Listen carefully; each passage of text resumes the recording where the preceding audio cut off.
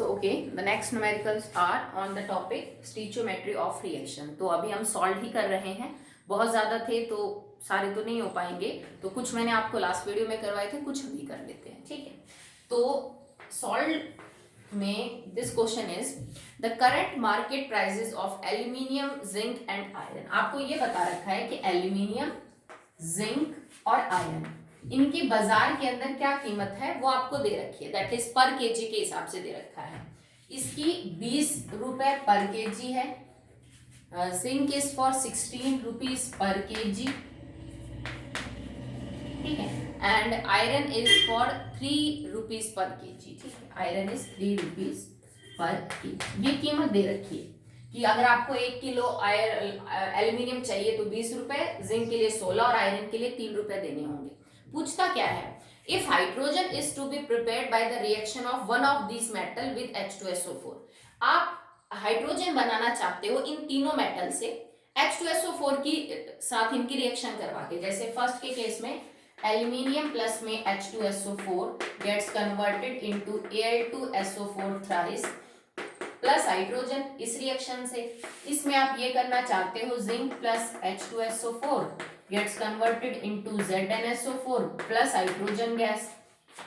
इसमें आप करना चाहते हो Fe प्लस में H2SO4 gets converted into FeSO4 plus hydrogen gas. मतलब इन तीनों में से किसी एक मेटल के साथ H2SO4 की रिएक्शन करवा के मुझे हाइड्रोजन बनानी है, ठीक है। Which would be the cheapest metal to be used and which would be the most expensive. ये आपसे यूं पूछ रहा है कि बेटा अगर मुझे हाइड्रोजन इन तीनों में से बनानी है तो कौन से मेटल से हाइड्रोजन को बनाना सबसे महंगा पड़ेगा और कौन से मेटल के साथ हाइड्रोजन को बनाना सबसे सस्ता पड़ेगा, ठीक है। कि भाई मैं ज्यादा अमाउंट हाइड्रोजन का बना रही हूँ पर कीमत कम लग रही हो, भाई इसमें मेटल के ऊपर खर्च करना पड़ेगा आपको, ठीक है। H2SO4 तो सभी में लेना पड़ेगा क्योंकि वो तो बराबर रेट का होगा। H2SO4 तो कॉमन हो गया ना सब में, वो तो रेट उसका तो सेम है। पर हाँ, अगर हाइड्रोजन एल्यूमिनियम से भी बन सकती है, जिंक से भी, आयरन से भी, तो सबका रेट तो बराबर नहीं है, एल्यूमिनियम, जिंक और इसका आयरन का। तो इनका रेट अलग अलग होने से हमें हाइड्रोजन का रेट समझ में आ जाएगा कि सस्ते में किससे बन जाएगी। तो आप इसको कैसे सॉल्व करोगे, सबसे पहले रिएक्शन को बैलेंस करो तीनों केस में। एल्यूमिनियम 1 है, एल्यूमिनियम इधर 2 है, तो it will be twice. Hydrogen इधर 2 है, हाइड्रोजन इधर 2 है, SO4 इधर एक्चुअली में 1 है, सो आपको इसको थ्राइस करना पड़ेगा। और 3 दूनी 6, सो यहाँ पे आ जाएगा 3, ठीक है। सो 2 एल्यूमिनियम, अब अगर आपने बैलेंसिंग गलत की तो पूरा न्यूमेरिकल गलत हो जाएगा, ठीक है। सो 2 एल्यूमिनियम, एल्यूमिनियम 2, 6 SO4 थ्राइस, ठीक है, बैलेंस है। ये तो ऑलरेडी बैलेंस है, ठीक है, ये भी आपकी ऑलरेडी बैलेंस है, ओके। सो इससे हमें पता क्या चला, हम तीनों चीजों को अलग अलग सॉल्व करते हैं कि एल्यूमिनियम कितना आप दोगे तब जाके कितनी हाइड्रोजन बनती है। देखो अब एल्यूमिनियम के आगे हमने 2 मल्टीप्लाई कर रखा है, मतलब 27 ग्राम 1 मोल का वजन है, तो 27 मल्टीप्लाई बाय 2 जो है वो 3 मोल हाइड्रोजन के बनाते हैं। 54 ग्राम एल्यूमिनियम और 3 दो, देखो इसका हाइड्रोजन का 1 का 2 हो जाएगा मॉलिक्यूल का, और 3 है तो 6 ग्राम, मतलब 54 ग्राम एल्यूमिनियम 6 ग्राम हाइड्रोजन बनाएगा, सिंपल है। इस केस में अगर आप बात करें तो जिंक का जो 1 मोल है, वो 1 मोल जो हाइड्रोजन है बेटा वो क्या कर रहा है, बना रहा है। तो जिंक के केस में आपका जो मास रहेगा दैट विल बी, जिंक का जो आपका एटॉमिक मास है दैट विल बी 65। तो 65 ग्राम हमें सिर्फ 2 ग्राम जो है वो हाइड्रोजन देगा, क्योंकि बैलेंसिंग से पता चल रहा है इसका मोल हाइड्रोजन गैस का 1 ही मोल देता है। जबकि आयरन का 56 है, तो 56 ग्राम कितना दे रहा है, 2 ग्राम दे रहा है। तो आपको अलग अलग पता चलेगा कि 54 ग्राम एल्यूमिनियम 6 ग्राम हाइड्रोजन देता है, 65 ग्राम जिंक रिएक्ट करके 2 ग्राम हाइड्रोजन देगा, और 56 ग्राम जो आयरन है वो रिएक्ट करके 2 ग्राम जो है वो हाइड्रोजन देगा, ठीक है। अब आप इनको कंपेयर नहीं कर सकते, क्यों, क्योंकि यहाँ 6 ग्राम हाइड्रोजन, यहाँ 2 है, यहाँ 2 है। आपको हाइड्रोजन बराबर करके तो पता चलेगा कि अगर मेरे को मान लीजिए 50 ग्राम हाइड्रोजन बनानी है तो सस्ता कौन पड़ेगा, समझ रहे हो आप, ठीक है। तो सबसे पहले आप हाइड्रोजन का मास कॉमन लेके इस चीज को सॉल्व करिए। वो जो यूनिटरी मेथड है ना, वो चाहे तो 50 ले लो चाहे तो 100 ले लो, ठीक है। अब आप इसको यूं सॉल्व करिए, 6 ग्राम हाइड्रोजन, ठीक है, will form by 54 gram of aluminium. 1 gram hydrogen will be formed by 54 divided by 6 gram aluminium, and 100 gram of hydrogen will be formed by 54 divided by 6 and multiply by 100 gram aluminium। निकाल लोगे, इसमें देखिए। Now 2 gram hydrogen will formed by 64 gram zinc. 1 gram hydrogen will formed by 64 divided by 2 gram zinc. और आपको पता करना है 100 ग्राम के लिए, सो 100 gram hydrogen will form by 65 divided by 2 multiply by आपका हो जाएगा, सॉरी 100 है ना, हाँ 100 gram of zinc. Okay, now this is 2 gram hydrogen is produced by 56 gram iron. 1 gram hydrogen के लिए आपको चाहिए 56/2 ग्राम आयरन, और आपको 100 ग्राम हाइड्रोजन बनाने के लिए चाहिए 56 divided by 2 and multiply by 100. Okay, आप इन सबको सॉल्व कर लीजिए, आपका आंसर क्या आएगा देखिए, चेक कर लेते हैं इसको हम. ठीक है, next, so that will B 18 multiply by 50. ठीक है, इसको सॉल्व कर लीजिए आप. That will B 65 multiply by 50 और that will B 56 multiply by 50 ग्राम. ठीक है, ये सारे आप सॉल्व कर लेंगे तो आपको ये पता चल जाएगा कि अगर आपको 100 ग्राम हाइड्रोजन बनानी है तो मुझे इतने ग्राम एल्यूमिनियम, इतने ग्राम जिंक और इतने ग्राम आयरन चाहिए. फिर इनका क्योंकि पर केजी का वजन दे रखा है तो मैं इनकी कॉस्ट निकाल लूंगी कि कितने जो ग्राम है वो केजी के हिसाब से इन ग्राम्स के लिए कितनी कॉस्ट लगी मेटल की. देखिए बेटा, हमने ये पता कर लिया नीचे से कि एक्चुअली में अगर आपको 100, ये सारा डाटा पता किया हमने, फॉर 100 ग्राम हाइड्रोजन के लिए आपको 900 ग्राम चाहिए एल्यूमिनियम. अगर आपको 100 ग्राम हाइड्रोजन बनानी है तो आपको जिंक चाहिए 3250 ग्राम और आपको आयरन चाहिए 2800 ग्राम. अभी आपका काम खत्म नहीं हुआ है, आपको तो रेट बताने. तो देखो, अब आप इस चीज की कीमत निकाल लीजिए कि अगर आपको 100 ग्राम हाइड्रोजन बनानी है तो कितने रुपए का एल्यूमिनियम आपको लगेगा. तो एल्यूमिनियम की प्राइस कितने दे रखी थी आपको, 20 रुपए पर केजी. इसका मतलब 1000 ग्राम एल्यूमिनियम जो है वो कितने का आएगा बेटा, 20 रुपए का आएगा. ठीक है, तो 1 ग्राम एल्यूमिनियम कितने का आएगा, 20/1000. और हमें पता करना है कि 900 ग्राम एल्यूमिनियम कितने का आएगा, सो मल्टीप्लाई बाय 900. सो 20 से 20 कट गई, 18 रुपए का. मतलब एल्यूमिनियम आपको 18 रुपए का लगेगा, तब जाके आपको 100 ग्राम हाइड्रोजन मिलेगी. ओके, अब इसमें चेक करिए, इसमें क्या पता चलता है आपको, 1000 ग्राम जिंक, सॉरी हाइड्रोजन 100 ग्राम है तो हाँ पे कर लीजिए कि 1000 ग्राम जिंक का जो रेट है, रेट दे रखा है इट इज 16 रुपए. ठीक है, वो है 16 रुपए का. तो 1 ग्राम जो जिंक है वो कितने का हो जाएगा, 16/1000. और आपने निकाला कितना है ऊपर, 3250 ग्राम जिंक. कितना लग रहा है हमें, तो वो कितने के बराबर हो जाएगा, 16 divided by 1000 and 16 multiply by 3250 and divided by 1000. ठीक है, तो आप इसको सॉल्व कर लीजिए.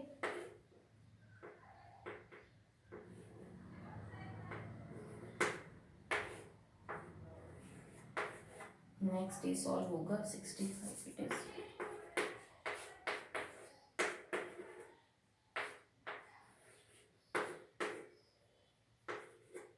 That will be I think 13 multiply by 8. आप इसको सॉल्व कर लीजिए. 13 मल्टीप्लाई,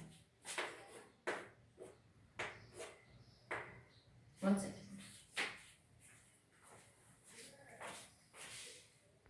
2 इज ऑल्सो, ये 2 भी है यहाँ पे, सो 2 भी कट जाएगा 4. सो एक्चुअली में 13 को हमें 4 से मल्टीप्लाई करना पड़ेगा. So 13 multiply by 4 that will be equal to 52 gram. ठीक है, तो इसका मतलब अगर आपको जिंक से 100 ग्राम हाइड्रोजन बनानी है तो आपको जिंक एक्चुअली में रुपीस, आपको 52 रुपए का क्या लगेगा, जिंक लगेगा. कुछ नहीं, हमने यूनिटरी मेथड यूज किया है कि 1000 ग्राम जिंक कितने रुपए का आता है, तो 1 ग्राम इतने का आएगा. और हमें रिएक्शन में 100 ग्राम हाइड्रोजन बनाने के लिए इतना चाहिए, तो वो कितने रुपए का आएगा, 52. ठीक है, अब सेम चीज कर लेते हैं फॉर द आयरन. अब आयरन के लिए क्या है, आयरन का जो रेट दे रखा है इट इज 3 रुपीज. तो इसका मतलब 1000 ग्राम आयरन के लिए हमें 3 रुपए चाहिए. ठीक है, तो 1 ग्राम आयरन के लिए कितने चाहिए, 3 डिवाइडेड बाय 1000. और हमें आयरन है कितना एक्चुअली में रिएक्शन में जरूरत, 2800. तो उसके लिए क्या हो जाएगा, 3 डिवाइडेड बाय 1000 मल्टीप्लाई बाय 2800. तो 2 जीरो से आपकी 2 जीरो कट जाएंगी, 1 and 4 and it is equal to 5. तो आप इसको सॉल्व करेंगे, दैट विल बी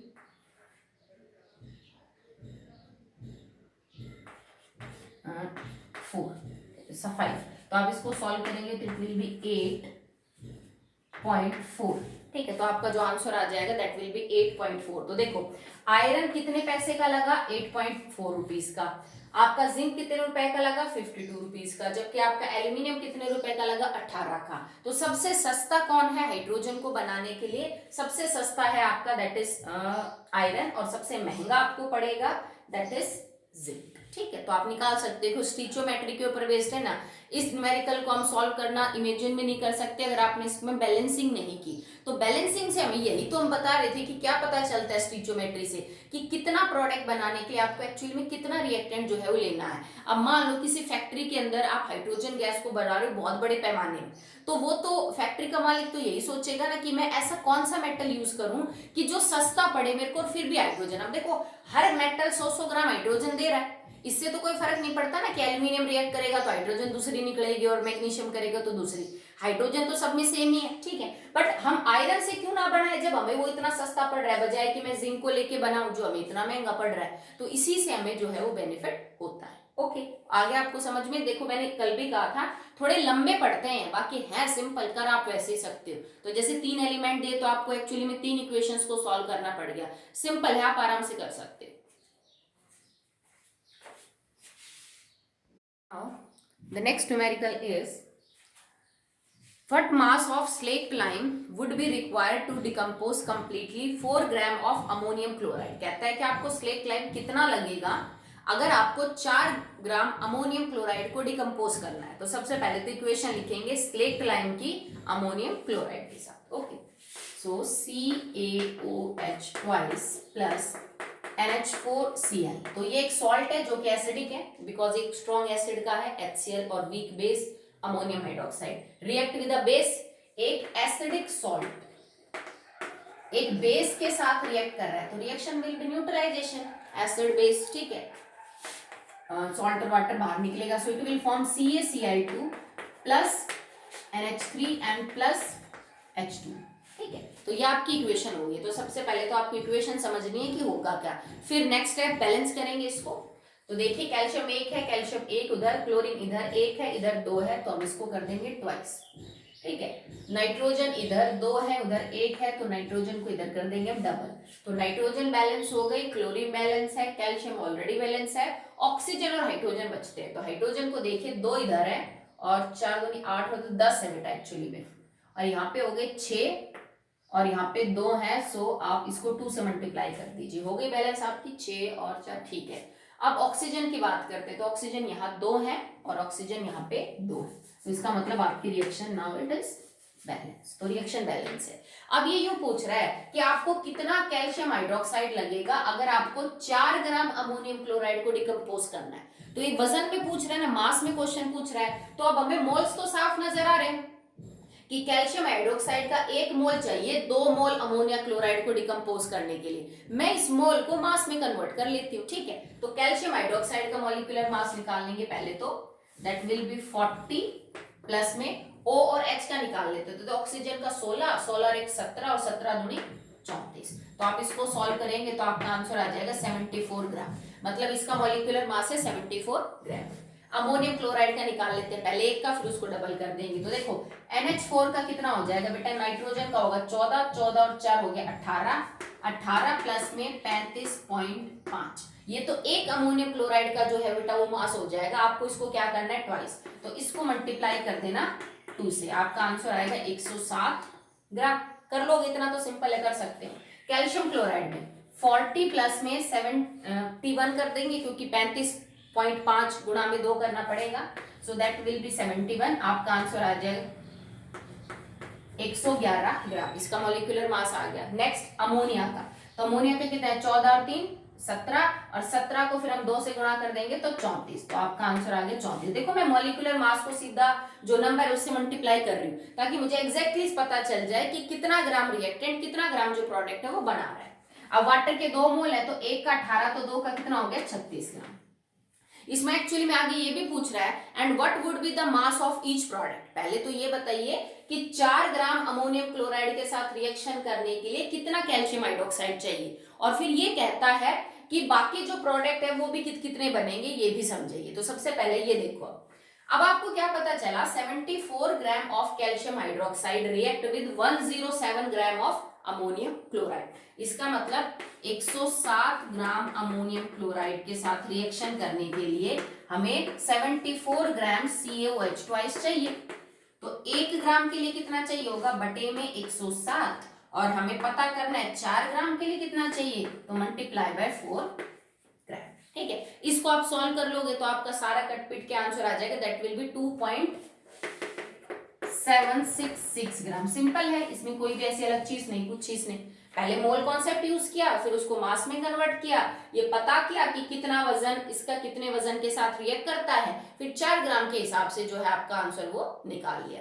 अब आपको करना क्या है, आपको ये पता चल चुका कि जो कैल्शियम हाइड्रोक्साइड है एक्चुअली में वो कितना आपको जरूरत पड़ी उसकी, दैट विल बी 2.76766 ग्राम। ठीक है, अब ये यूं कह रहा है कि 4 ग्राम इसके साथ तो इतना कैल्शियम हाइड्रोक्साइड रिएक्ट करता है। अगर तुमने इसका 4 ग्राम ले रखा है तो एक्चुअली में ये भी कितना बनेगा, ये भी कितना बनेगा और ये भी कितना बनेगा। तो आपको अब ये समझाना है कि 4 ग्राम अमोनियम क्लोराइड के हिसाब से अगर मेरा एक रिएक्टेंट 4 ग्राम है तो उसके हिसाब से ये कितना बनेगा, ये कितना बनेगा और ये कितना बनेगा। ठीक है, तो इसको हम कैसे सॉल्व करेंगे, आई होप आपको ये समझ आ गया होगा कि कैल्शियम हाइड्रोक्साइड आपने कैसे निकाला। सेम हम निकालेंगे विद ऑल अदर प्रोडक्ट्स। अब आपको इसमें चेक करिए, आपको यहां से क्या पता चलता है, अगर मेरे को CaCl2 का निकालना हो कि कितना CaCl2 बनेगा, सो 107 ग्राम अमोनियम क्लोराइड कितना कैल्शियम क्लोराइड बनाता है, 111 ग्राम। 1 ग्राम अमोनियम क्लोराइड कितना बनाएगा, 107 ग्राम, और 4 ग्राम कितना बनाएगा, गुणा में 4। निकाल लोगे कैल्शियम क्लोराइड जो है वो कितना आएगा, 111 बटे 107 गुणा में 4, आपका आंसर आएगा 41.5 ग्राम। नेक्स्ट देखिए अमोनिया के लिए, तो अमोनिया के लिए क्या है, आप NH3 के लिए 107 ग्राम अमोनियम क्लोराइड यूज करता है कितना, 34 ग्राम अमोनिया। 1 ग्राम करेगा बटे में 107 और 4 ग्राम करेगा गुणा में 4। ठीक है, तो ये आपको पता चल जाएगा 4 ग्राम अमोनिया के लिए एक्चुअली में अमोनिया कितना बनेगा, और आपका आंसर आ जाएगा 1.271 ग्राम। ठीक है, तो अगर आपको 4 ग्राम अमोनियम क्लोराइड दे रखा है तो जो mass of ammonia liberated will be 1.271 ग्राम। अब अगर आपको वाटर के लिए करना हो तो वाटर के लिए देखिए 107 ग्राम अमोनियम क्लोराइड से कितना पानी बनेगा, 36 ग्राम।